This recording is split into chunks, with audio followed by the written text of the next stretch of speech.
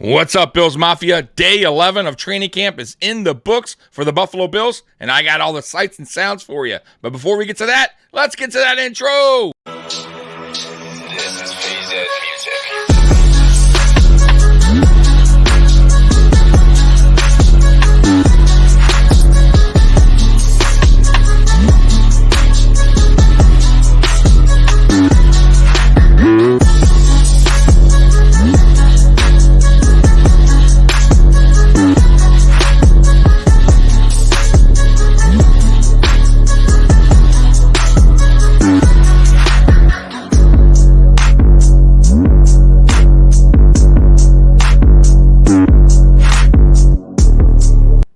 Welcome to the Mafia Sports Report. I am Tommy. Please like, subscribe, hit that notification bell because I always forget to tell you. Well, Bills Mafia, day 11 of training camp is in the books for the Buffalo Bills, and I got all the sights and sounds for you.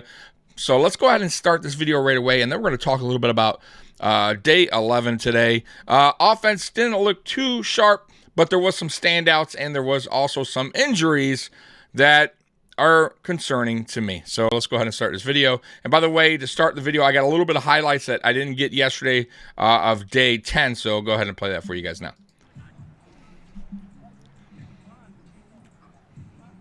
Too bad Josh can't wear that visor, that red visor in a game. I think it's so dope looking, man. But the NFL, no. Gabe, man. Gabe Davis is looking so sharp in practice, man, in training camp. I'm telling you guys, he's on a mission to prove a lot of doubters wrong, and a lot of his critics wrong. Great catch there by Justin Shorter, by the way. I'm sorry, Trent Sherfield. Justin Shorter, by the way, playing good too, having a good rookie training camp. But yeah, Trent Sherfield, man, I'm telling you guys, man. I've been telling y'all, Trent Sherfield is a sneaky good pickup, man. This dude had a good season for the Dolphins last year, a little over 400 yards. And you could just see, the potential in this guy to be a good receiver for this team. And he's showing out in camp so far that he can be a reliable target for Josh Allen. So I'm loving it, man. I was excited when this guy got signed with the Buffalo Bills. Him and Khalil are battling for that third receiver spot, and man, it's looking good so far. And by the way, Khalil looking great in camp as well, so that's awesome to hear. But man, catches like this, man.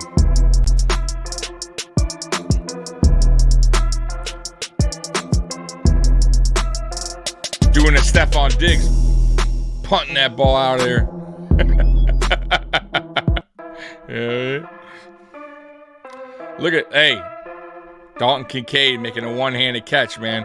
Already showing you those hands, man. Dude is the truth, I'm telling you guys. I mean, obviously we want to see it versus another team other than ourselves, but listen, man, he's been super reliable in camp. And that's all you want to hear and see from Dalton Kincaid. Hey, Billy Buffalo, what's this guy doing over here throwing a football?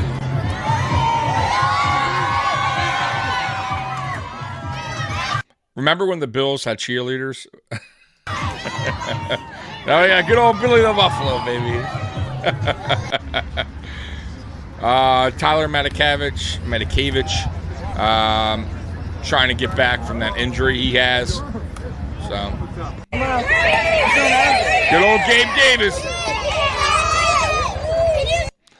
Telling y'all, that dude's going to prove a lot of people wrong. And you know who you are out there. You know exactly who you are. You doubter, you Gabe Davis hater.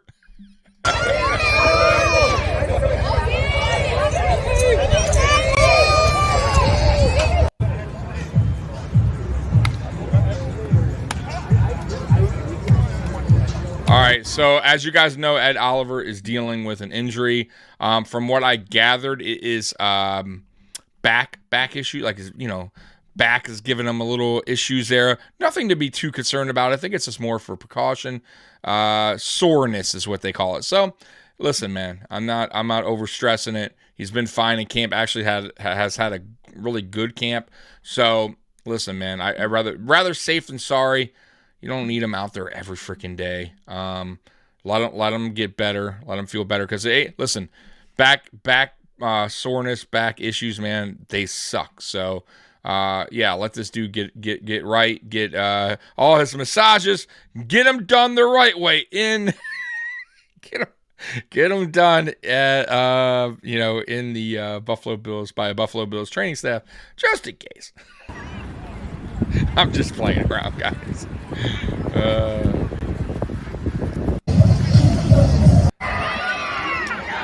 So by the way, that was real quick clip of Jordan Poyer on the bike as well.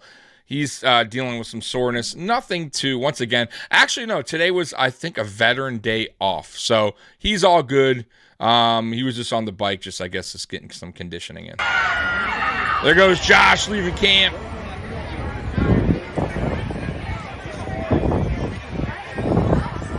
Tried to keep our cards close to the. Okay, so this is a good little inside, like inside information on how Brandon Beane acquired Dalton Kincaid through the draft with the trade with the Jaguars. So this is some good details on how it all went down. The vest and you do pay attention to mocks for a lot of reasons. I thought 10 days out, I was like, we got a good chance at Dalton. I really did. Yeah. But then as I'm starting to do my homework and things are turning closer, I'm starting to hear Dalton going in the teens, and he's not going to get past this team. By the way, just a heads up. So Dalton Kincaid, a lot of people had him either in the top 10 or the top 15. Nobody really had him going outside of the top 15. So I think once he got past that point is when Brandon Beane started really paying attention, to Dalton Kincaid and where he, if anyone's going to pick him up. I think that's where he started to probably call around. Probably when he hit, I would say, past the 20 spot of the draft is when he probably started calling teams. And barely past 20, and so. At that point, you're making alternate plans. What were the machinations of that trade? Because I remember it was Giants, Jacksonville, the Ravens. There's all these teams. Are you on the phone calling all of them and saying let's trade for the pick, or is it one of these where they call you and said you want to trade back? The Giants. I talked to Joe, and he said he thought they might be willing to move back, and I said, listen, again, by that day I didn't think he would be there. I said, honestly, I think we're probably going back with. And not going up.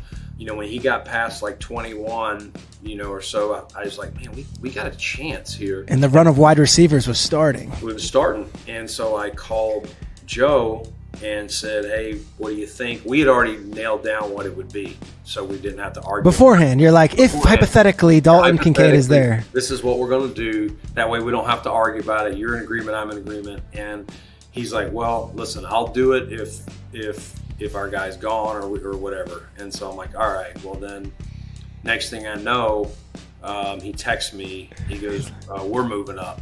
And geez, and Jacksonville just gotten on the clock. You're like, what? So before it was announced publicly, I started calling Trent Baalke and saying, ultimately, I'm just saying, man, for him to be super aggressive for a player like that in the draft, like super aggressive. It seems like he was like willing to do whatever it took to get Kincaid once he hit past that 20 spot. Man, it's crazy. It kind of reminds me of the 2018 draft when he was super aggressive, traded way up to get Josh Allen. I think it was multiple trades to get Allen, to move up, and then he even traded up again to get Edmonds. So I would say that was his most aggressive draft as far as trading up to get a player he really, really wanted. And this is his second right here. So I would say Allen, and then I would say Kincaid, and then I would say Edmonds. Because, look, he gave up fourth-round pick to go up one spot. That's wild to me, right? So But I see why now, and I think a lot of people are going to understand why he did what he did. I didn't understand it at the time. I really didn't, because I didn't. I'll be honest with you guys. I didn't really look at players in the top 15 because I didn't think Bean would trade up in the top 15, right? So I was looking at players around the 20th range all the way down. And, I was all in on Torrance. Like, I thought Torrance would be a guy that could fall to us. And thank God he did in the second round. But when they traded up, and I was like, all right, I thought it was going to be a tackle or a guard, and then it was Dalton Kincaid. I'm like, oh man, what the frick are you doing? You got rid of a fourth round for this guy. Once again, I didn't know much about Dalton Kincaid. I'm not gonna sit here and lie and say, oh yeah, I know all about Dalton Kincaid. But then as the draft went on and we got Torrance, I was like, okay, all right, And then after the whole draft was over and I got to do all the film study and look at all these players that we drafted, I was like, damn, this Dalton Kincaid is the real deal. And I understand why they traded up to get him. And I also understand that him and Ken Dorsey and Sean McDermott look at this guy as more than just a tight end. They look at him as a playmaker, as a weapon. And, yeah, man, and I think Ken Dorsey was all for it because I'm sure his mind was like, oh, my God, the things we can do with this guy on the field, it's crazy. We can line him up almost anywhere, and he's super reliable, great hands, probably the greatest hands in the draft. So, yeah, after everything was all said and done, I loved that he made that move, and he was aggressive to go get Dalton Kincaid. Trim, I know you're trading here. What will you, what can we do? And he didn't want to trade the pick. Yeah. He really didn't. But Joe and them made their pick, and then he said, I'll call you back. And so it went back and forth several calls, and he basically made me tell him who we were going to pick. And you had to be honest. And I had to shoot him straight. And that's wild, right? A lot of GMs, they won't do that. And I'm surprised. I'll be honest, I'm surprised that Bean was honest and said that. Really surprised. I would never lie in that standpoint from a trust standpoint. But he had no choice. I think he was had no nervous choice about it, but he was willing to do it, and he still got the tackle they wanted, and we got Dalton. Hey, man, that was a good inside look of the whole breakdown of how that happened. How he got Kincaid, the steps that he took to get him. The Giants bailing out, winding up trading up to get their guy. But once again, man, super happy that that happened. By the way, let's go back to this. I'm sorry that I was talking over such greatness over here. He was nervous about it, but he was willing to do it, and he still got the tackle they wanted, and we got Dalton. So look, man, Gabe Davis has been the star of training camp. Listen, Stephon Diggs playing awesome in training camp. Josh Allen, awesome. Dalton Kincaid, awesome. A lot of players. I'll be honest with you. This may be the best training camp that I've seen in a while for the Buffalo Bills. Everybody is doing their job. Now, listen, once again, I will say their offense and defense are going to have some off days because I think they're both so good. They're both so kind of evenly matched. Listen, in my opinion, this is a top 5 offense and a top 5 defense. If everybody could stay healthy, and you heard that, let me repeat that. If everyone can stay healthy, I mean, that is key, guys. I'm going to be honest with you, because as of right now, everybody has been doing their job. I gotta say, everybody but maybe the backup quarterback's awful. Okay, but everybody else has been fine. Maybe the right tackle, the backup's not so hot, but everybody else, man, honestly, everyone, even the Justin Shorters and the Shavers and all the guys that are on the back end of, the roster are making plays, looking good. But Gabe Davis is the true superstar in camp so far. He is making every play, and he's looking so dynamic out there. And what he does to Kaiir Elam here is, has him twisted up. So you'll see on the second replay here coming up right here. And look at Kyer. Oh, man, dude. I mean, that juke move to get separated from Kyer right here. Right there. Boom. Boy, got him skating, boy. He had him skating, bro.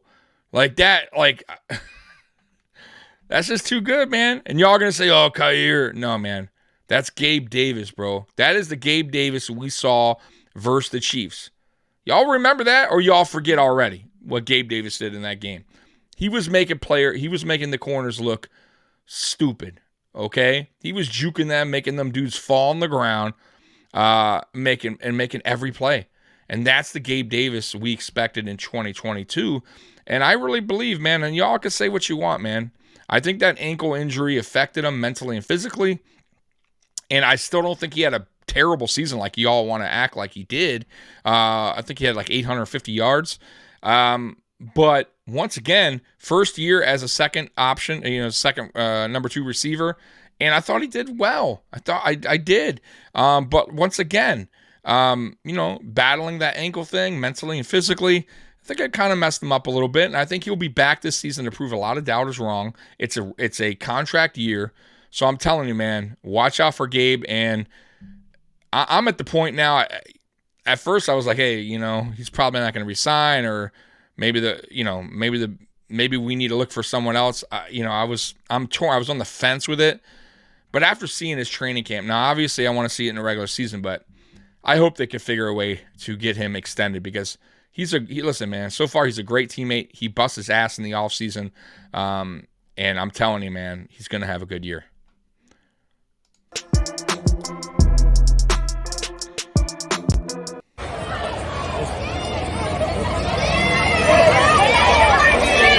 Diggs out there munching. Got that funnel cake. He deserves it. All right, so here's some observations right here. Shout out to Alex Brasky.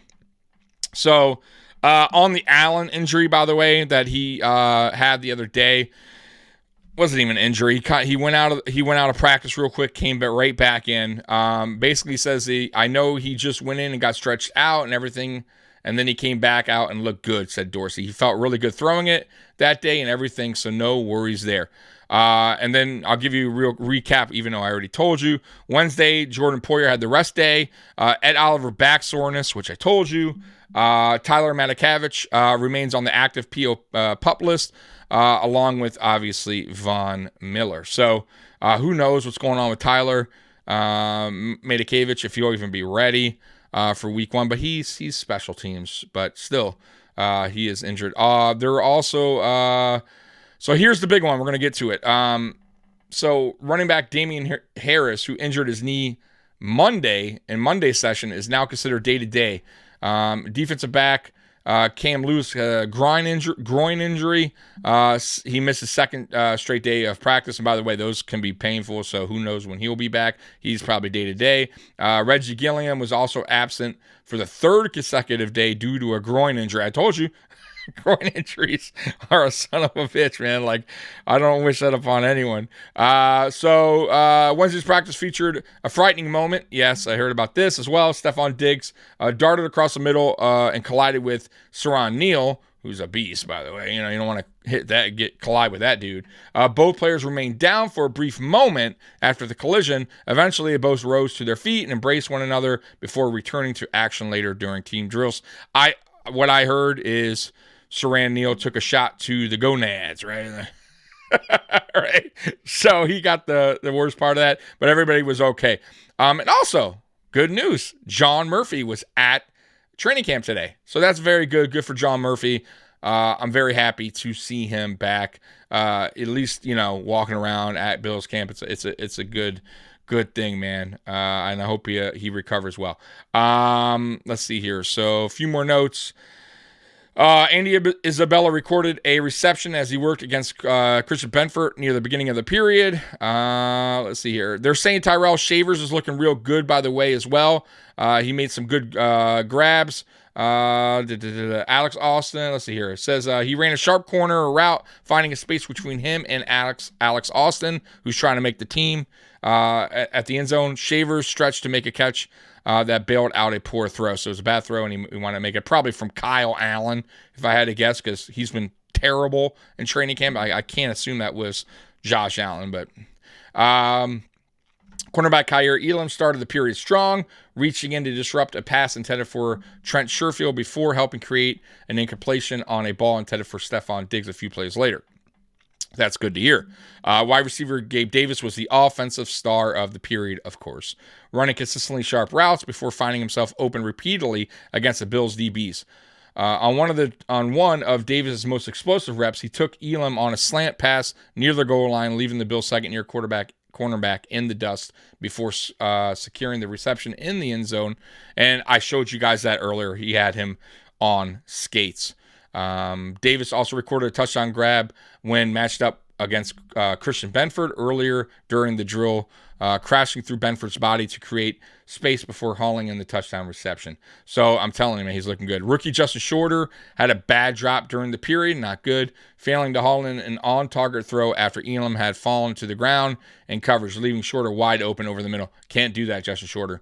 You have to catch wide open passes. There's no excuse for that. And that's how you do not make a roster. So, but I will say Justin Shorter overall had a good training camp. So I'm not overly concerned with that, but coaches do look at that stuff. So how do you make up for that? Preseason. You gotta ball out. Okay. You got to show your worth, and you got to try to make this team, man. Because I have faith in Justin Shorter, I do, but you can't be dropping passes like that. Because Josh Allen, let me tell you something, he will not go back to you for a little while, right? It's just like a fumble, right? And coach will pull you in, and they won't trust you for a couple plays or even the game. So Wednesday's team period began into the red zone with the offense struggling to gain its footing throughout its first opportunity. Allen was 0 for 4 to begin team drills, missing running back James Cook twice, once on a shovel pass, while he also missed Davis and Kincaid with his first 4 attempts. After a handoff to Murray was stopped short of the goal line, Allen salvaged the poor stretch with the touchdown pass to wide open Knox in the corner of the end zone. The second team offense then came onto the field with wide receiver Khalil Shakir missing an opportunity, dropping a pass. Not good. Can't do that. Dropping a pass that was in his grasp near the goal line with DB Kyron Brown in on the coverage and pass breakup. All right. Aside from Murray recording a big day, there wasn't much to write home about regarding the offensive production on day 10. It's really, I'm going to be honest with you. I'm calling it day 10 as well of training camp, but everyone's saying it's day 11 of training camp. So I'm just going with it because they're calling the Bills blue and red practice training camp. So I don't want to be the guy on YouTube putting day 10 when everyone's looking for day 11 because that's what everyone's doing. But technically, it's day 10. But whatever. The Bills' big body running back caught a few passes in the flat and turned them into sizable gains, one of which finished in a 70-yard catch and run down the sideline. Murray was left uncovered on the play, which, there we go, and turned on the burners before cruising into the red zone. Let's see here. And although the play didn't result in a completion, wide receiver Deontay Hardy splashing on a near interception thrown by Allen with the diminutive wide receiver elevating to deny DeMar Hamlin Taylor Rapp the pick. Earlier, during the one-on-one period, Hardy secured a solid reception near the goal line, making a nice move on Teron Johnson to create enough space before securing the touchdown grab. All right, and you guys know the Bills played the Colts on Saturday at 1 o'clock. So, guys, few concerning things today. Really, my main concern, and it's been my main concern since we signed the guy, is Damian Harris. Already with a knee problem, knee soreness, and it's been bothering him. That's the reports. This is a thing that's followed this guy, injuries. And I said it when we signed him. Love the signing in a way, because if he can stay healthy, he could be productive. But that's the whole key, staying healthy. And he really hasn't. He's done it 1 year. with the Patriots, and he had a great year, 15 touchdowns. But other than that, it's been 6 games. He missed 6 games, the whole season, 8 games, 5. I mean, like, he has not been reliable as far as staying healthy goes, and that's a big concern. Now, can Murray step up in case Harris winds up getting hurt again in the season, which is very likely? I hope so, because Murray's having a very good camp. But that now leads you down to 2 running backs, right? James Cook, Murray. Got no more Hines. Listen, there's some running backs still out there. They're not going to do it. I know he's not. But I would absolutely love for him to give Kareem Hunt's agent a call. See what he wants. He could want a fair price.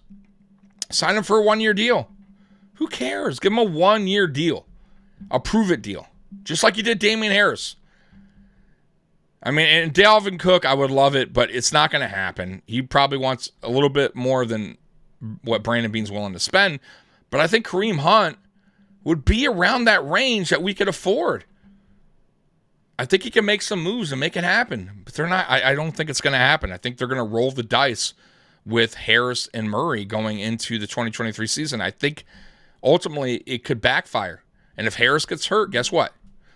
They're going to be fishing around for a running back in the free agent market, and all these guys are going to wind up being picked up by then, right? And it worries me. It is, and I think right now, that is now my biggest question mark, because it's funny, before it started, I was so worried about the wide receiver room. I thought a lot of these guys had a lot to prove, except for Diggs and Davis, but even Davis a little bit, right? But seeing what they're doing in training camp has totally, erased that, right? So now my worry is right back to the running back room. James Cook, let's be honest with you. Let's be honest here. It's his second season. He looked good last year from the second half of the season on. I don't think he looked great, but he looked good. He looked much better. The game definitely slowed down for him. With the additions of, the offensive line that we got, the pieces we got, McGovern, Osiris Torrance, I think will help in the run game.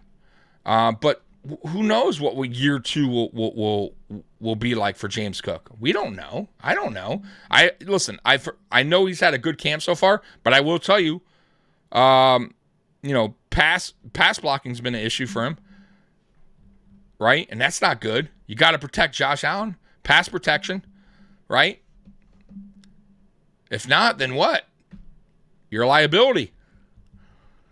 I don't know, man. It worries me. The running back room really worries me. By the way, too, so Ken Dorsey met with the media today. Little interview. He's talked about Osiris Torrance and Ryan Bates battling for that spot. He said right now they're neck to neck, and I think it's going to boil down to preseason for Torrance. I think Bates may have a slight lead right now, which is, I got to be honest, it's ridiculous. Unless Torrance is really that bad, and he's not grasping onto the offense, or just he needs more work, fine, I'll accept it. But if I see him in preseason handling his business, doing his thing, there is no reason why Ryan Bates should be starting at right guard. I'm sorry.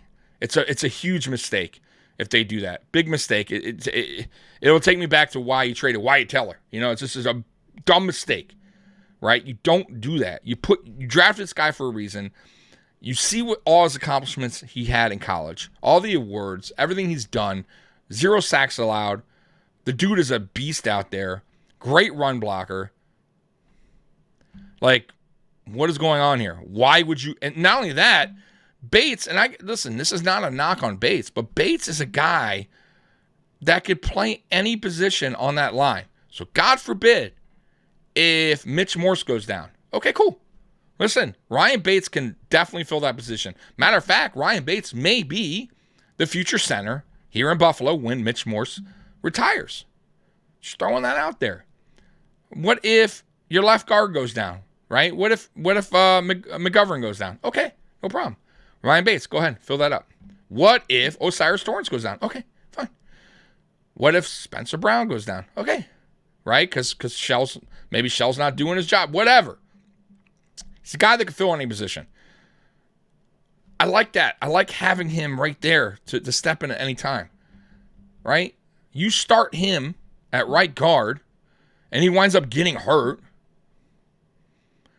I'm just saying. And then you got to throw Torrance in there now. And now, let's say you have an issue at center. Now we're getting Manson there, who I'm not a fan of. I got to be honest.